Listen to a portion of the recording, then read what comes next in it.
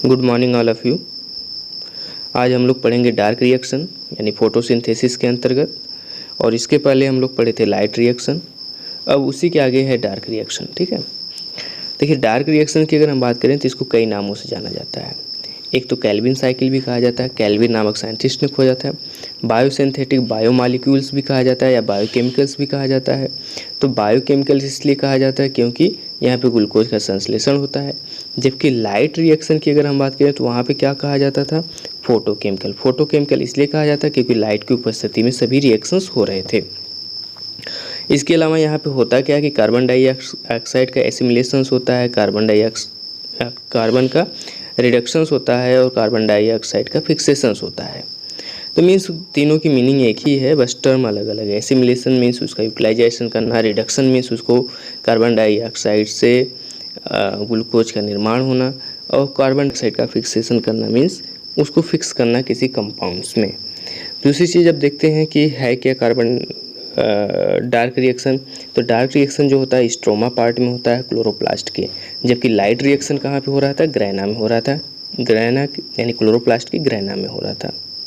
ठीक है, अब देखिए स्ट्रोमा में होता है तो इसमें है क्या कि इस क्रिया में प्रकाश की आवश्यकता नहीं होती, यानी कि जो हमारा डार्क रिएक्शंस है उस डार्क रिएक्शंस में लाइट्स की कोई आवश्यकता नहीं होती। लेकिन इनडायरेक्टली अगर देखा जाए तो लाइट की आवश्यकता होती है। लाइट की आवश्यकता इनडायरेक्टली कैसे होती है, क्योंकि लाइट रिएक्शन जो होता है वो लाइट की उपस्थिति में होता है, और लाइट की उपस्थिति में जब लाइट रिएक्शंस होता है तो वहाँ पे जनरेट क्या होता है, ये चीज़ जनरेट होता है, एटीपी जनरेट होगा और NADPH2 का जनरेट होगा। और इसी एनर्जी का उपयोग डार्क रिएक्शन में किया जाएगा ग्लूकोज के निर्माण में, यानी जब ग्लूकोज बनेगा उस ग्लूकोज के निर्माण में इसी एनर्जी का उपयोग किया जाता है। अगली चीज़ हाइड्रोजन आयन जो होता है वो प्रकाशीय अपक्रिया यानी लाइट रिएक्शन में NADPH2 के रूप में मिलता है। तो जो हाइड्रोजन आयन होगा वो लाइट रिएक्शन में NADPH2 के रूप में प्राप्त होता है। जैसा कि आप लोग को अगर पिछला फिगर याद हो, जो फोटो सिस्टम सेकेंड में NADPH2 बनता था। अब देखिए कार्बन डाइऑक्साइड, अगर हम डार्क रिएक्शन में बात करें कि जो कार्बन डाइऑक्साइड इन्वायरमेंट से पौधे रिसीव करते हैं, तो पौधे के अंदर यानी कि स्ट्रोमा के अंतर्गत या स्ट्रोमा के द्वारा पौधे के अंदर जब पहुंचता है तो उसको सबसे पहले रिसीव कौन करता है, तो RUPP करता है, जिसको रेबुलोज 1,5 बाईफॉस्फेट्स कहा जाता है। इनकी उसके पहले कार्बन और 5वें कार्बन पे फॉस्फेट्स जुड़े रहते हैं।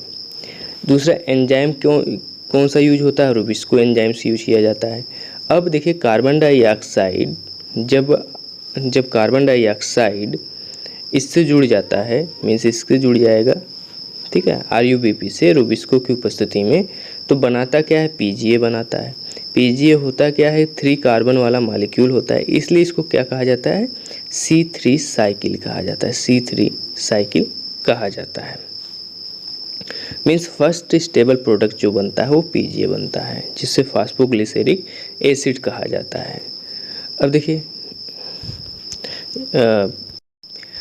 यहाँ पे एक रिएक्शन के माध्यम से हम समझते हैं कि एक सिंपली तरीके से डार्क रिएक्शन में हो क्या रहा है। देखिए डार्क रिएक्शन में क्या होता है कि जो इन्वायरमेंट में कार्बन डाइऑक्साइड होता है उस कार्बन डाइऑक्साइड को रिसीव कौन करता है, RUPP करता है। तो RUPP रिसीव किसकी उपस्थिति में करता है, रुबिस्को एंजाइम एक होता है, उस रुबिस्को एंजाइम की उपस्थिति में करता है। अब जब रुबिस्को एंजाइम की उपस्थिति में करेगा तो फिर बनाएगा क्या, PGA बनाएगा, जो ऊपर अभी बात की गई है। और PGA जो होता है 3 कार्बन का होता है, इसलिए इसे C3 साइकिल कहा जाता है। लेकिन रुबिस्को की अगर हम बात करें तो जो रुबिस्को है उसका कुछ स्पेशल फीचर्स है, उस पर विशेष ध्यान देने की ज़रूरत है, क्योंकि इसके जो फीचर्स हैं वो कहीं न कहीं पौधे को एक तरह से नुकसान भी पहुंचाते हैं। तो कौन से फीचर्स हैं या किस तरह से नुकसान पहुंचाते हैं। देखिए रुबिस्को होता क्या है कि रुबिस्को एंजाइम काम कब करता है, रुबिस्को एंजाइम जब पौधे के पत्तियों में कार्बन डाइऑक्साइड का कंसंट्रेशन अधिक होगा तो वो कार्बन डाइऑक्साइड को RUPP से जोड़ने का कार्य करेगा। लेकिन अगर पत्तियों में कार्बन डाइऑक्साइड के जगह पे ऑक्सीजन का कंसंट्रेशन अधिक हो गया तो फिर क्या करेगा, ऑक्सीजन को वहाँ पे जोड़ने का कार्य करने लगेगा। तो जब RUBP से ऑक्सीजन जुड़ने शुरू हो जाएगा तब फिर क्या बनेगा, तब क्या होगा, फोटो रिस्पायरेशंस की क्रिया होगी। मीन्स ऑक्सीजन का पौधा ऑक्सीजन रिलीज नहीं करेगा बल्कि ऑक्सीजन का उपयोग करके 2 कार्बन मॉलिक्यूल वाला प्रोडक्ट बनाने लगेगा, तो जिसको हम कहेंगे फोटो रिस्पायरेशन। तो यही सबसे बड़ी डिसएडवांटेज है C3 प्लांट के केस में। और इसी डिसएडवांटेज को एक तरह से कहा जाए कि कुछ पौधे ने मॉडिफाइड कर लिया अपने आप को, यानी कि उसमें कुछ पौधे ने मॉडिफाइड कर लिया जिसको C4 प्लांट कहा जाता है या कैम प्लांट कहा जाता है। मीन्स उनके अंदर क्या है कि फोटो रिस्पायरेशन की क्रिया नहीं होती, बाकी सब कुछ ये सारा C3 साइकिल प्रॉपर सब कुछ क्रियाएं होंगी लेकिन फोटो रिस्पायरेशन की क्रिया नहीं होगी, वो इस तरह से मॉडिफाइड कर लिए हैं। अब यहाँ पे अगर हम रूबिस्को की अगर बात करें तो रूबिस्को का पूरा नाम क्या है, तो रूबिस्को को जो कहा जाता है कि राइबोलोज यानी RU राइबोलोज यानी 1,5 बाईफॉस्फेट, जो लास्ट का 2 शब्द लिखा है उसका मतलब क्या है, C और O का, CO का मतलब है कार्बोक्सिलेज एंड ऑक्सीजिनेज, ठीक है। तो पूरा नाम क्या है इसका, राइबोलोज 1,5 बाईफॉस्फेट कार्बोक्सिलेज, C का मतलब कार्बोक्सिलेज और O का मतलब है ऑक्सीजिनेज। तो कार्बोक्सिलेज शब्द तब यूज किया जाएगा जब कार्बन डाइऑक्साइड का कंसंट्रेशन अधिक होगा, तो RUBP के साथ जब जुड़ेगा तो इसको तब कहा जाएगा कार्बोक्सिलेज, ठीक है। लेकिन जब ऑक्सीजन का कंसंट्रेशन अधिक हो जाए तो RUBP जो होगा वो जुड़ने लगेगा ऑक्सीजन से, तब इसको कहा जाएगा ऑक्सीजिनेज। और तब क्रिया क्या होगी, फोटो रिस्पायरेशन होगा, ठीक है। ये हुआ, यानी कि C3 प्लांट में क्या होता है कि फोटो रिस्पायरेशन क्रिया होती है, C4 प्लांट में फोटो रिस्पायरेशन की क्रिया नहीं होती, कैम प्लांट में फोटो रिस्पायरेशन की क्रिया नहीं होती है।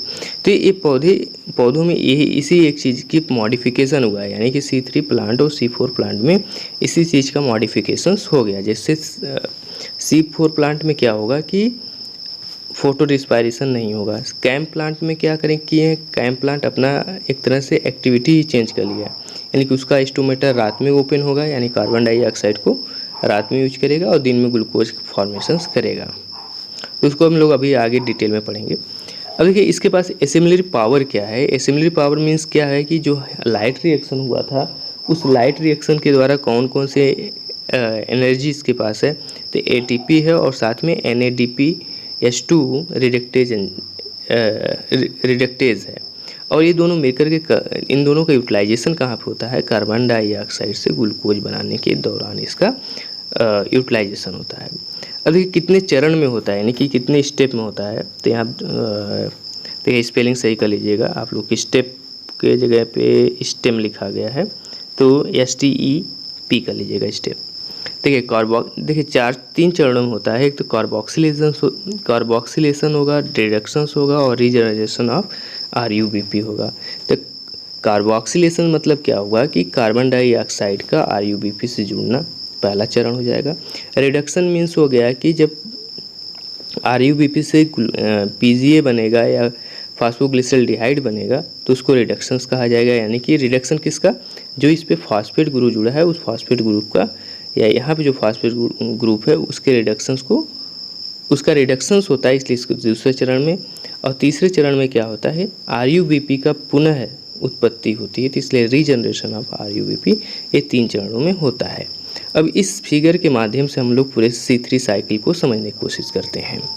देखिए इसमें हो क्या रहा है कि आपका कोई पौधा है, ये पौधा है और पौधे के पत्ती के अंदर, यानी जो पौधा होगा उस पौधे में पाया क्या जाएगा, RUBP पाया जाएगा, जिसको कहा जाता है रूबिलोज 1,5 बाईफॉस्फेट। और ये 5 कार्बन का मॉलिक्यूल है, ये 5 कार्बन का मॉलिक्यूल है। अब इन्वायरमेंट में, यानी कि इन्वायरमेंट में जो कार्बन डाइऑक्साइड है वो पौधे के अंदर इंटर करती है, और जब पौधे के अंदर इंटर करती है तो इसके साथ मिल करके RUBP के साथ मिल करके RUBP के साथ मिल करके PGA यानी फास्फोग्लिसरिक एसिड बनाता है, ठीक है। अब देखिए 5 कार्बन यहाँ पे है और 1 कार्बन यहाँ पे, तो टोटल क्या बनेगा हमारा, 6 कार्बन का मॉलिक्यूल बनना चाहिए। लेकिन बना क्या है, 3 मॉलिक्यूल का बना है। तो बनना चाहिए था 6 और बना कितने का है, 3 कार्बन मॉलिक्यूल का। अब ऐसा क्यों हुआ, क्योंकि जब 3 का बना तो इसका मतलब क्या हुआ कि जो फास्फोग्लिसरिक एसिड बना है उसके 2 मॉलिक्यूल बने हैं। एक मॉलिक्यूल 3 कार्बन का है, तो इस तरह से 2 मॉलिक्यूल मिल करके आपस में क्या हो जाएंगे, 6 कार्बन हो जाएंगे। यानी पीजीए के 2 मॉलिक्यूल्स बने हैं, लेकिन उसमें कार्बन कितने पाए जा रहे हैं, 3 पाए जा रहे हैं। यानी कि एक मॉलिक्यूल 3 कार्बन का है, फिर दूसरा मॉलिक्यूल जो होगा वो भी 3 कार्बन का है, तो दोनों मिला करके क्या हो जाएगा, 6 कार्बन हो जाएगा। लेकिन एक मॉलिक्यूल कितने का है, 3 कार्बन का है, इसलिए इसको क्या कहा जाता है, C3 साइकिल कहा जाता है। इस चीज़ को याद रखिएगा, इसीलिए इसको C3 साइकिल कहा जाता है। अब देखिए, ये तो पहला चरण हो गया, यानी कि कार्बोक्सिलेशन की क्रिया हो गई। कार्बोक्सिलेशन का मतलब है कि कार्बन डाइऑक्साइड का RuBP के साथ जुड़ना और PGA का बनना, यानी प्रथम या फर्स्ट स्टेबल प्रोडक्ट का निर्माण करना, तो ये कार्बोक्सिलेशन के अंतर्गत हो गया। अब इसके बाद आता है सेकेंड स्टेप में रिडक्शन की क्रिया होगी। रिडक्शन की क्रिया का मतलब क्या होगा कि यहाँ पे जब रिडक्शन की क्रिया होगी तो रिडक्शन किसका होगा, रिडक्शन जो होगा आपका वो फास्फोरिक, यानी जो फास्फेट ग्रुप जुड़ा है उसका रिडक्शन होगा। और साथ में और क्या होगा इससे, यानी कि जब भी रिडक्शन की क्रिया होगी किसी भी एसिड में, एक तो फास्फेरिक ग्रुप का वो होगा रिडक्शन, यानी कि वो रिड्यूस होंगे या रिमूव होंगे। और दूसरी चीज़ क्या होगी कि जब भी किसी एसिड का, यानी कि जब कोई भी एसिड है तो उस एसिड में जब भी रिडक्शंस होता है तो बनता क्या है, फास्फोग्लिसरॉल्डिहाइड बनता है, यानी कि एल्डिहाइड। एक तरह समझिए कि एसिड में जब भी रिडक्शन की क्रिया होगी तो क्या बनेगा, एल्डिहाइड बनेगा। ठीक है, तो ये एल्डिहाइड बनता कितने हैं, 2 चरणों में बनता है। पहले क्या होगा कि जो फास्फोग्लिसरिक एसिड है, इस फास्फोग्लिसरिक एसिड्स में जो 2 मॉलिक्यूल हैं, यानी कि उस देखिए फास्फोग्लिसरिक एसिड से क्या होगा कि ATP, जो ATP है उसका यूटिलाइजेशन किया जाएगा। यूटिलाइजेशन मीन्स उसके एक कार्बन पे, यानी जो ATP है, इस ATP से जब यूटिलाइज किया जाएगा तो यहाँ से क्या निकलेगा, यानी कि ATP से क्या निकलेगा, फास्फेट ग्रुप निकलेगा। और एक जब फास्फेट आकर के कहाँ जुड़ जाएगा, इसके प्रथम कार्बन पे जुड़ जाएगा, यानी 3 कार्बन का जो PGA बना था उसके प्रथम कार्बन पे ये फास्फेट जुड़ जाएगा। इसलिए इसको कहा जाता है 1,3 फास्फेट फास्फोग्लिसरिक एसिड, यानी पहले पे भी एक फास्फेट समूह आके जुड़ गया, तीसरे पे पहले से ही था, तो इसलिए इसको 1,3 कहा जाता है। दूसरी चीज़ यहाँ पे 2 जो लिखा गया है, 2 ATP और 2 ADP, तो ये 2 इसलिए लिखा गया क्योंकि ये 2 मॉलिक्यूल हैं। अगर हम यहाँ पे एक मॉलिक्यूल को लेकर के आगे बढ़ते तो यहाँ पे क्या लिखेंगे, एक मॉलिक्यूल लिखेंगे। तो यहाँ पे हम 2 मॉलिक्यूल को एक साथ लेकर के चल रहे हैं क्योंकि हमें 6 कार्बन की बात को ध्यान में रखना है, क्योंकि 5 कार्बन यहाँ पे था, 1 कार्बन ये था, तो यहाँ पे बनना चाहिए था 6, लेकिन बना कितना, 3 इसलिए बना क्योंकि इसके 2 मॉलिक्यूल बन गए। तो इस तरह से दोनों मॉलिक्यूल मिलकर के 6 कार्बन हो जाते हैं। चूँकि दोनों मॉलिक्यूल को इसलिए साथ में लेकर चलना है जिससे हमें 6 कार्बन को मेंटेन कर सकें। तो अब देखिए हुआ क्या, यहाँ पे जब फास्फोग्लिसरिक एसिड से 1,3 फास्फेट बना तो हुआ क्या कि जो ATP थी, यानी ATP जो लाइट रिएक्शन में जनरेट हुआ था, उस ATP का यूज किया गया। तो उस ATP से जब यूज किया गया एज ए एनर्जी, तो वहाँ से फास्फेट ग्रुप रिमूव हुआ या फास्फेट आकर के जुड़ गया, किसके साथ, PGA के प्रथम कार्बन के साथ। और पुनः फिर क्या बन गया, ADP बन गया। अब ये पुनः जो ADP बना है इसका यूटिलाइजेशन फिर दोबारा कहाँ होगा, इसका दोबारा यूटिलाइजेशन फिर लाइट रिएक्शन में होगा। किस कार्य के लिए होगा, ATP के फॉर्मेशन के लिए होगा। अब ये हो गया। अब आगे देखिए, अब दूसरा स्टेप जो होगा वहाँ पे क्या है कि 1,3 फास्फेट ग्लिसरिक एसिड जो बना है, वहाँ पे एक सेकेंड जो आपका एसिलरेटरी पावर था NADPH2 का, उसका उपयोग किया जाएगा। और जब उसका उपयोग किया जाएगा तो यहाँ पे क्या होगा कि यहाँ पे भी 2 मॉलिक्यूल थे। अब दोनों मॉलिक्यूल से एक एक फास्फेट समूह निकलेगा।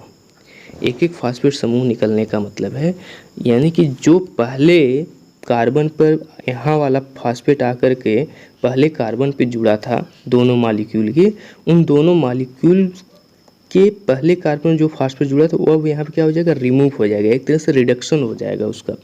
और रिडक्शन होने से क्या होगा कि यहाँ पे 3 फास्फोग्लिसरॉल्डिहाइड का निर्माण हो गया, यानी कि एसिड से क्या बन गया, एल्डिहाइड बन जाएगा। तो इस दोनों क्रिया को हम कहते हैं रिडक्शन। ठीक है, तो पहला हुआ कार्बोक्सिलेशन यानी कार्बन समूह का जुड़ना और प्रथम फर्स्ट स्टेबल प्रोडक्ट का बनना। दूसरे स्टेप में क्या होता है कि दूसरे स्टेप में रिडक्शंस होता है। रिडक्शंस के लिए क्या होगी, एनर्जी का यूटिलाइजेशन होगा। कौन सी एनर्जी का यूटिलाइजेशन होगा, जो वहाँ पे लाइट रिएक्शंस में बना रहता है। अब रिडक्शन की क्रिया में क्या होगा कि एसिड से एल्डिहाइड का निर्माण हो जाएगा, ये हो गया।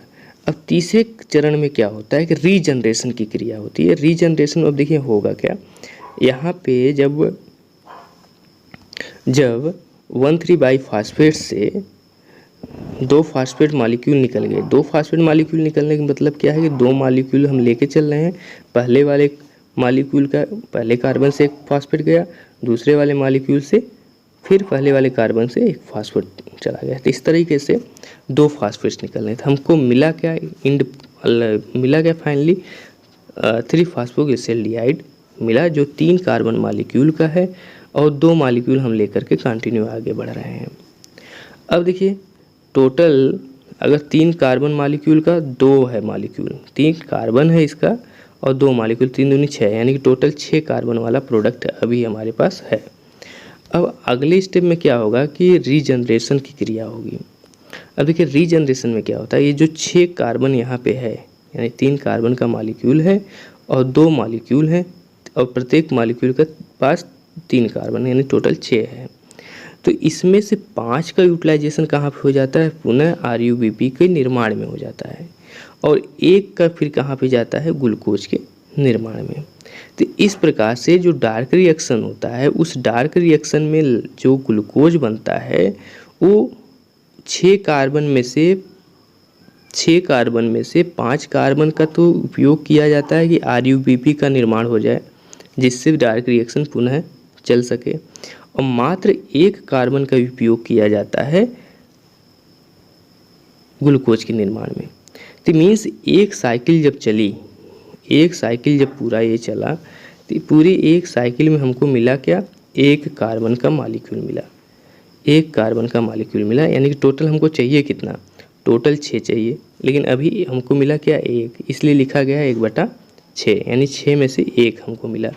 फिर दोबारा इस तरह से चलेगा तो फिर 1 मिलेगा, तो ये हो जाएगा 2/6। तो इस तरह से जब 6 साइकिल से चलेगा, यानी कि इस तरह से 6 साइकिल चलेगी, तब जा कर के हमको क्या मिल पाएगा, 6 कार्बन मिल पाएगा। जो कि हम लोग के ग्लूकोज के फार्मूले में अगर देखें तो क्या चाहिए, ग्लूकोज फार्मूले में अगर देखा जाए तो 6 कार्बन की ज़रूरत है, लेकिन एक टर्न में कितना मिल रहा है हमको, सिर्फ 1 कार्बन। दूसरा टर्न चल रहा है फिर 1 कार्बन, इस तरह से 6 राउंड में हमको 6 कार्बन मिलता है, यानी कि 6 राउंड C3 साइकिल चले या केल्विन साइकिल चले, तब जा कर के 6 कार्बन का निर्माण हो पाएगा और जिससे ग्लूकोज का निर्माण हो पाएगा। अब देखिए जब 6 साइकिल चलेगा तो फिर उतने 6 गुना एनर्जी की आवश्यकता होगी। 6 टर्न ऑफ केल्विन साइकिल, यानी कि जब 6 राउंड चलेगा तो फिर क्या बनेगा, जब 6 राउंड चलेगा तो हमको 6 CO2 यानी कि 6 कार्बन डाइऑक्साइड के मॉलिक्यूल मिलेंगे। लेकिन इस दौरान निर्माण क्या होगा, 18 ATP जो होंगे उसको यूटिलाइज किया जाएगा। 18 ATP का यूटिलाइजेशन कैसे किया जाएगा, जैसे यहाँ पे क्या है कि 2 ATP है, ठीक, और 2 ATP मिल करके क्या बना रहे हैं, 2 ADP। तो 2 ATP किसके लिए हैं, 2 मॉलिक्यूल के लिए हैं, ठीक है, 2 मॉलिक्यूल इसलिए 2 ATP हैं। तो ये 2 ATP का यूज एक साइकिल में हो रहा है और साथ में 1 ATP का यूज यहाँ पे हो रहा है, यानी कि 1 राउंड चलने पे 3 ATP का उपयोग किया जा रहा है। तो इस प्रकार से जब 6 राउंड चलेगा तो 6 त्रिक कितना हो जाएगा, 18, यानी 6 त्रिक 18 ATP जो है यूज किए जाएंगे और जिससे बन जाएगा 18 ADP। तो ADP तो पुनः काम आ जाएगा लाइट रिएक्शन में, लेकिन ये 18 ATP का उपयोग किया जाएगा एक ग्लूकोज के निर्माण में, और साथ में और क्या यूज किया जाएगा, 2 NADPH2 का निर्माण का भी उपयोग किया जाएगा। तो 2 मॉलिक्यूल एक राउंड में है, तो इस तरीके से 6 राउंड अगर होगा तो यहाँ पे 12 हो जाएगा। तो आप 12 लिख लीजिएगा, अभी 2 ही लिखा गया है तो ये 12 कर लीजिएगा, या फिर इस तरह से लिख लीजिएगा 2 गुणे 6 NADP, यानी कि इसके आगे 2 लिखा हुआ है, गुणे 6 कर लीजिएगा, यानी 6 राउंड चलेगा। तो इस तरह से 12 NADPH2 का निर्माण होगा। तो यहाँ पे क्या होता है कि इसका इम्पोर्टेंस क्या है, एक NADPH2 जो है वो बराबर 3 ATP के होता है, यानी कि NADPH2 का अगर एक मॉलिक्यूल है तो 3 ATP के बराबर एनर्जी जनरेट करता है। तो इस तरीके से अगर हम देखें कि 12 NADPH2 बन रहा है टोटल, क्योंकि 2 यहाँ पे है, 2 यहाँ पे है, और 6 राउंड केल्विन साइकिल चलेगी तो 6 दूनी 12 हो जाएगा, और 12 जब हो जाएगा तो 12 तो हो गया आपका NADPH2, और एक मॉलिक्यूल जो होता है 12 है, तो एक मॉलिक्यूल 3 के बराबर 3 ATP के बराबर एनर्जी जनरेट करता है। ठीक है, तो 12 3 36 हो जाएगा, और साथ में 18 ATP यहाँ पे यूज किया गया है, तो ये हो जाएगा आपका 18, ये तो टोटल जोड़ने पे 54 आएगा। तो मीन्स एक ग्लूकोज के निर्माण में 54, इस तरह से कह सकते हैं कि 54 ATP का उपयोग किया जाता है, या तो फिर ये कह सकते हैं कि 18 ATP का उपयोग किया जाता है और 12 NADPH2 का उपयोग किया जाता है एक ग्लूकोज के निर्माण में। तो ये है डार्क रिएक्शंस। और आगे देखा जाएगा C4 प्लांट क्या है, कैम्प प्लांट क्या है। तो इसमें कहीं पे अगर आपको दिक्कत होती है या कहीं पे डाउट होता है तो आप क्वेश्चन जरूर करिएगा। ये शॉर्ट में बनाया गया फिगर है, यानी कि अभी आप अलग अलग किताबों में देखेंगे तो बहुत विस्तृत में भी है, और हर स्टेप पे अलग अलग एंजाइम्स का भी उपयोग किया गया है। लेकिन मेन चीज़ें यहाँ पे समझना था कि 6 कार्बन कैसे बनता है, RUBP का क्या फंक्शन है, रूबिस्को का क्या फंक्शन है, इन सब चीज़ों को जानना था। कार्बोक्सिलेशन होगा तब क्या होगा, रिडक्शन होगा तब क्या होगा, रीजनरेशन होगा तब क्या होगा। तो एक सिंपल डायग्राम के माध्यम से हम लोग कॉन्सेप्ट को पकड़ने की कोशिश किए हैं। तो अगर आपको फिर भी कहीं पे डाउट होता है तो आप ज़रूर पूछिएगा। ठीक है, तो और आगे देखते हैं, फिर C4 प्लांट देखा जाएगा और कैम्प प्लांट क्या है उसके बारे में पढ़ा जाएगा। ठीक है, ओके, थैंक यू, धन्यवाद।